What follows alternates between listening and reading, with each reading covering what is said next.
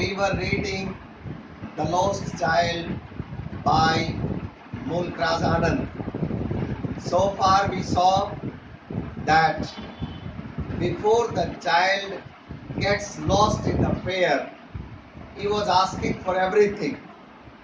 But now he is only crying and searching for the parents. Let us see what happens further in the story. Having run to and fro in a race of running for a while, he stood defeated, his cries suppressed by sobs. A little distance on the green grass, he could see through his filmy eyes men and women talking. He tried to look intently among the patches of bright yellow clothes, but there was no sign of his father and mother among these people, who seemed to laugh and talk just for the sake of laughing and talking. He ran quickly again, this time to a shrine to which people seemed to be crowding every little inch of space. Here he was congested with men, but he ran through people's legs, his little sob lingering. Mother, father, near the entrance to the temple, however, the crowd became very thick. Men jostled each other, heavy men with flashing, murderous eyes and hefty shoulders. The poor child struggled to thrust a way between their feet, but knocked to and fro by their brutal movements. He might have been trampled underfoot had he not shrieked at the highest pitch of his voice, "Father, mother!" A man in the surging crowd heard his cry and, stooping with great difficulty, lifted him up in his arms. So the child keeps searching his father and mother in the crowd. The crowd mercilessly is busy in their own, and they do not care for his cries. There is one gentleman who listens to his cries and with great difficulties picks up the child. Let us see what happens further.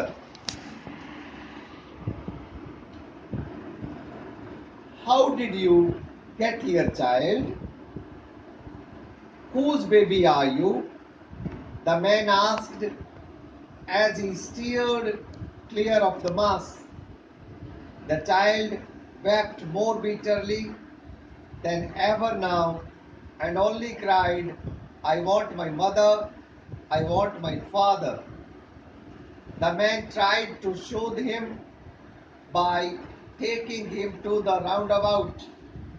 "Will you have a ride on the horse?" he gently asked as he approached the ring. The child's throat tore into 1,000 shrill sobs, and he only shouted, "I want my mother, I want my father." So, what a tragic situation it was. When the child was with the parents, he wanted a ride on the roundabout, but he did not get. Now he is lost. A gentleman picks him up, and to see that the child is pacified, he wants him to have a ride. He takes him to the roundabout, but Naturally, there was no surprise in it.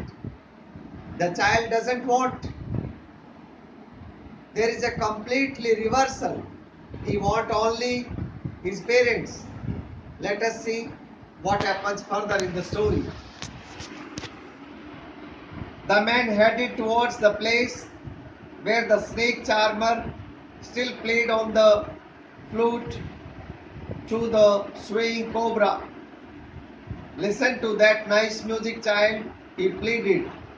But the child with his fingers and shouted his double-pitched strain, I want my mother, I want my father. The man took him near the balloons, thinking the bright colors of the balloons would distract the child's attention and quieten him. Would you like a rainbow colored balloon? He persuasively asked. The child turned his eyes from the flying balloons and just sobbed. I want my mother, I want my father. So the situation had changed. The person who has found this child, he takes him to the roundabout.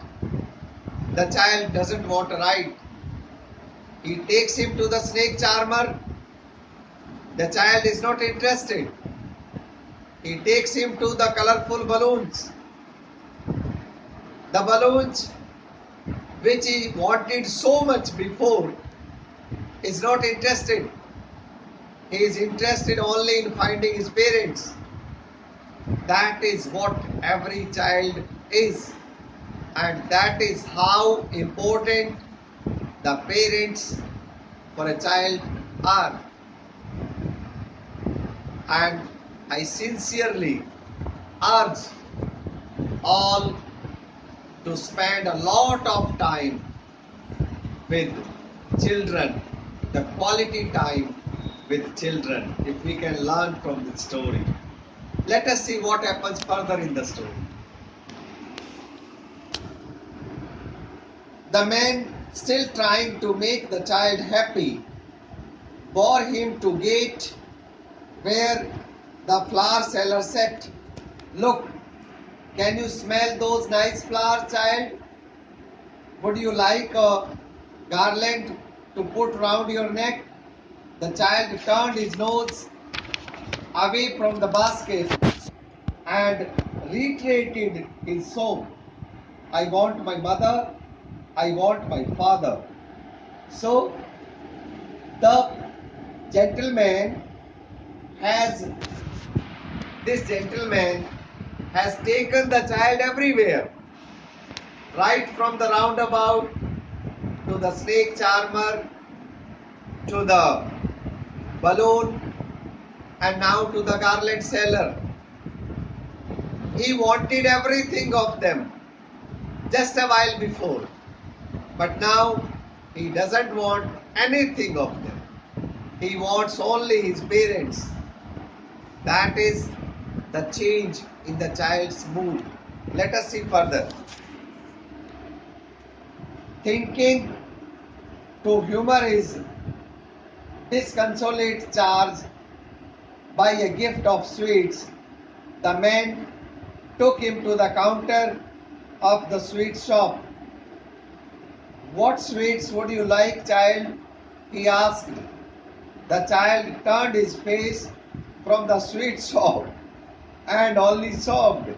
I want my father, I want my mother. So this way we come to the end of the story, but this goes to show how important the parents are both for the children, and therefore proper parenting is the right of every child. Thanks for joining. Do watch this video twice and do all the exercises. Thank you.